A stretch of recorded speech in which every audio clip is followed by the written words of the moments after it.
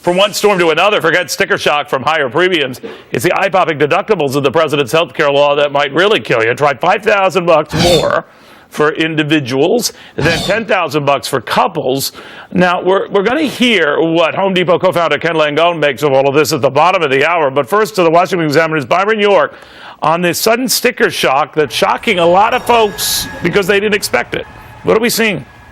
Well, it's really quite a shock to a lot of people. You know, all the talk we've had up till now has been about premiums that people pay. Remember when the president claimed that Obamacare would save a family $2,500 a year? He was specifically talking about premiums.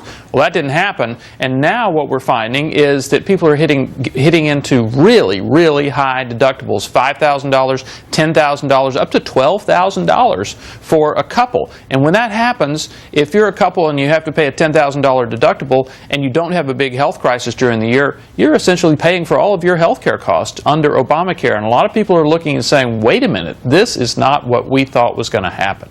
You know what's interesting, too, because you're quite right, Byron. We had been focusing, all right, what's my premium going to look like? Am I going to save? Am I not going to save? But it's sort of like when you go to the car dealer and he gives you a monthly payment, and then it doesn't factor in the fact you're going to have to pay a lot more up front to get that monthly payment. And then the buyer's remorse. I'm just wondering if we ever get to the point where we'll get buyers to have remorse, or will they just throw up their hands and look elsewhere?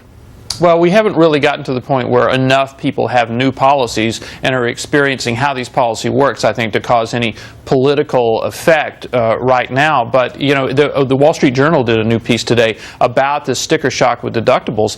And they talked to people in hospitals who expect that fewer people will actually get treatment at hospitals because they'll have to pay the whole thing. If they have a $5,000 bill and a $7,500 deductible, they have to pay the whole bill, and they expect that actually fewer people will end up getting coverage, and they expect more unpaid bills. Yeah, but what about people who might try to front load it right now before the year is out to take advantage of whatever they can now before the higher deductibles kick in?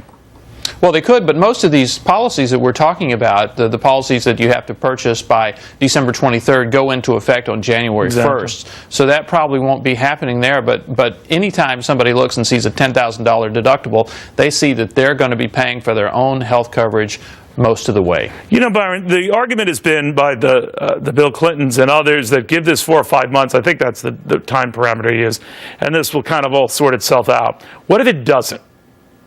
Well, I don't personally think that it will, because first of all, we've seen all of this dislocation in the individual market. That's about 10 million people. But a lot of experts say that the small group market, which is businesses that employ between 2 and 50 people, they're going to have the same sort of problems coming up in the next year. That's a much bigger group, about 45 million people. So the idea that this is all just going to settle down is probably not well founded.